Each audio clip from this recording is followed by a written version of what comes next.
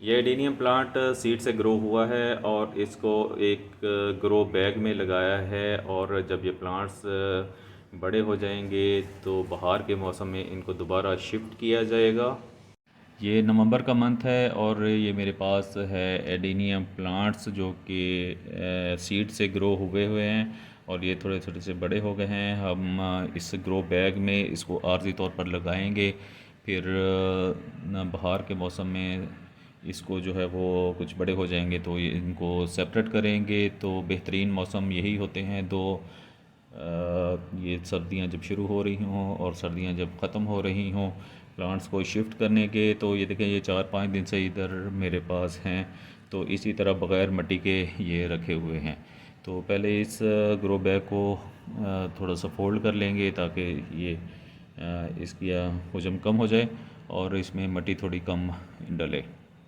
इस तरीके से ग्रो बैग को जो है फ़ोल्ड कर लें और इसको जो है वो हाफ से भी छोटा कर लें। ये 13 बाई 13 का है, 5 गैलन का, और ये काफ़ी बड़ा होता है, इसलिए इसको मैं छोटा कर रहा हूँ अब।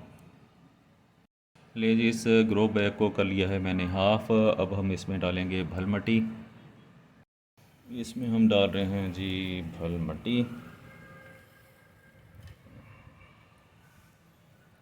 इसमें डाल दिया है जी मट्टी। ये देखें, मैंने हाफ़ किया है, हाफ़ से भी कम किया है इसको, लेकिन फिर भी इसमें जो है वो जितनी 1 फीट के गमले में मिट्टी डलती है उतनी मिट्टी इसमें जो है वो डल चुकी है। तो अब हम इसमें जो है वो लगाएंगे एडीनियम प्लांट्स। एडीनियम प्लांट्स मैं थोड़े से पहले सेट करके रख दूँ इस तरीके के साथ, ताकि ये हमें पता भी चल जाए कि कितने लगेंगे और इसको लगाने में भी आसानी रहे।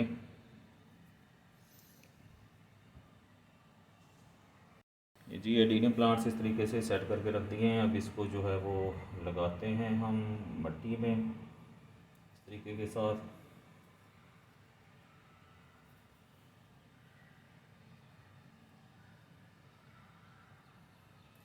इसकी सिर्फ ये रूट्स ही जो हैं वो नीचे आनी चाहिए, बाकी इतना इसका जो कॉर्डेक्स है ये बाहर ही रहना चाहिए।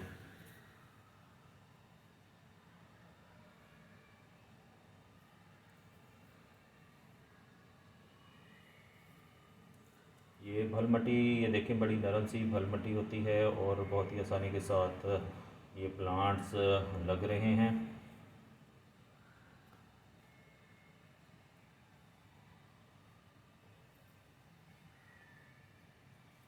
इस तरीके के साथ मैं लगाता हूँ सारे प्लांट। ये सारे तो लग चुके हैं, अब हमारे पास ये हैं, इनको दरमियान में हम लगाते हैं इस तरीके के साथ,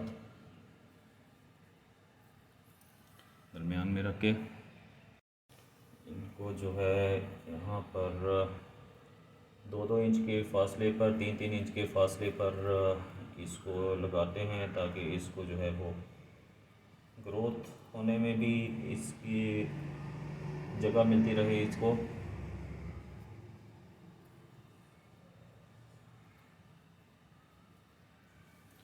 ये तो ये लग चुके हैं जी सारे प्लांट्स। अब हम इनको थोड़ा थोड़ा सेट करेंगे, जो टेढ़ा है उसको सेट करेंगे।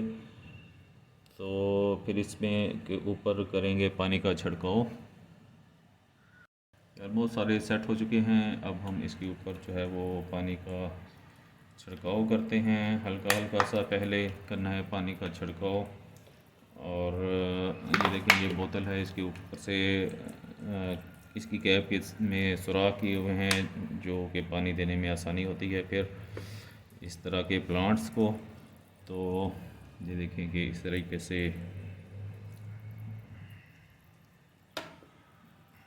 हम इसके ऊपर पानी का हल्का हल्का छिड़काव करते हैं ताकि ये फिक्स हो जाएं, बैठ जाएं।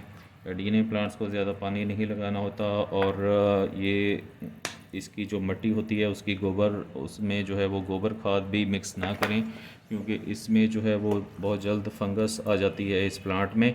और अगर फर्टिलाइज़र देनी भी हो तो 1 चुटकी जो है वो फर्टिलाइज़र की पानी में हल करके इसको दें। ऑल पर्पज़ फर्टिलाइज़र जो होती है DAP वगैरह, तो वो इसको जो है वो देनी चाहिए, वो भी 1 चुटकी बस। तो ये सारे जो है वो प्लांट्स को पानी दे के तो फिर हम इसको एक दफ़ा दोबारा सेट करेंगे। जो प्लांट्स जो हैं वो टेढ़े हो जाएं उनको सेट करेंगे। देखिए भल मट्टी का ये फ़ायदा होता है कि ये देखें जैसे जैसे ही मैं पानी डाल रहा हूँ इसमें उतनी जल्दी से ही वो मट्टी जो है वो जज़्ब कर रही है पानी। देखें एब्ज़ॉर्ब कर रही है पानी, ठहर नहीं रहा है, तो एब्ज़ॉर्ब किए जा रही है पानी। ये देखें,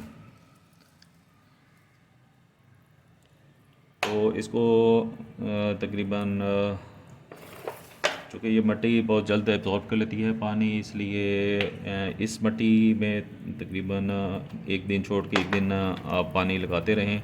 और जो मिट्टी दूसरी होती है वो नमी का हिसाब देखें कि जब ये इसकी सतह जो है वो ड्राई हो जाए तो फिर उसके बाद इसको पानी दें।